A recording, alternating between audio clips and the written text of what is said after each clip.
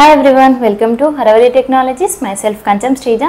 So ఎవరైతే intermediate లో MPC చేసిన స్టూడెంట్స్ ఉంటారు కదా, వాళ్ళకి ఫిజిక్స్ అంటే ఎక్కువ ఇంట్రెస్ట్ ఉండి హైయర్ స్టడీస్ ఏం చేయాలి అనే డౌట్ ఉంటే మాత్రం bachelor of science in physics course అనేది అయితే అవైలబుల్ గా ఉంది. సో మీరు బీఎస్సీ ఇన్ ఫిజిక్స్ లో అయితే జాయిన్ అవ్వచ్చు.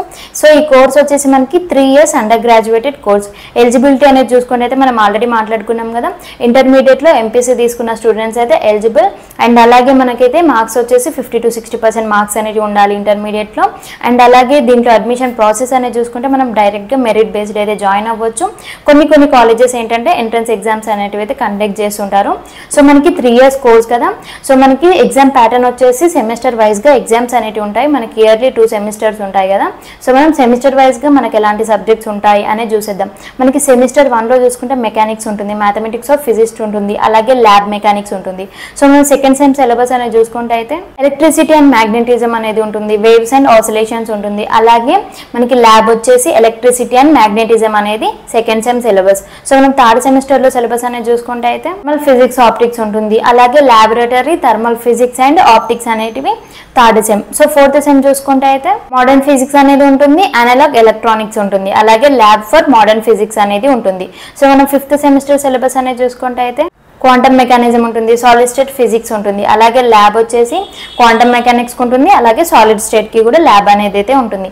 So sixth semester last semester syllabus అనేది చూసుకుంటే అయితే ఎలక్ట్రోమాగ్నెటిక్ థియరీ అనేది ఉంటుంది, అలాగే న్యూక్లియర్ అండ్ ప్రాక్టికల్ ఫిజిక్స్ అనేది ఉంటుంది, అండ్ అలాగే ప్రాజెక్ట్ వర్క్ అనేది ఉంటుంది, అలాగే అడ్వాన్స్డ్ ల్యాబ్ అనేది ఉంటుంది.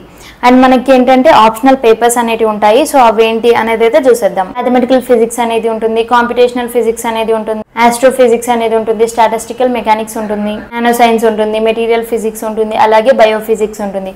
సో ఇలాంటి ఆప్షనల్ పేపర్స్ అనేటివి మనకు ఉంటాయి. అండ్ అలాగే మనకి ఎలాంటి జాబ్ రోల్స్ ఉంటాయి అనేది అయితే చూసేద్దాం. రీసెర్చ్ అసిస్టెంట్ గా ఉంటుంది, సైంటిఫిక్ ఆఫీసర్ గా ఉంటుంది, ల్యాబ్ టెక్నీషియన్ గా ఉంటుంది, రేడియేషన్ ఫిజిస్ట్ గా ఉంటుంది, డేటా అనలిస్ట్ ఉంటుంది, టెక్నికల్ అసిస్టెంట్ ఉంటుంది. అండ్ అలాగే మీరు టీచింగ్ అనేది చేయొచ్చు. ఇఫ్ మీరు ఈ బీఎస్సీ ఇన్ ఫిజిక్స్ అనేది కంప్లీట్ అయిపోయాక బీఈడీ అనేది చేసినా, లేదంటే పోస్ట్ గ్రాడ్యుయేషన్ అనేది కంప్లీట్ చేశాక మీరు టీచింగ్ ఫీల్డ్ లో కూడా వెళ్ళొచ్చు. సో వన్స్ మనము ఈ bachelor of science in physics అనేది కంప్లీట్ అయిపోయాక మనకి కెరియర్ ఆపర్చునిటీస్ ఏముంటాయి, హైయర్ స్టడీస్ అనేవి ఏముంటాయి అని చూసుకుంటే అయితే మనకి ఎంఎస్సీ ఇన్ ఫిజిక్స్ అనేది ఉంటుంది, ఎంఎస్సీ ఇన్ ఆస్ట్రోఫిజిక్స్ అనేది ఉంటుంది, ఎంఎస్సీ ఇన్ న్యూక్లియర్ ఫిజిక్స్ అనేది ఉంటుంది, అలాగే ఎంఎస్సీ ఇన్ ఎలక్ట్రానిక్స్ ఉంటుంది.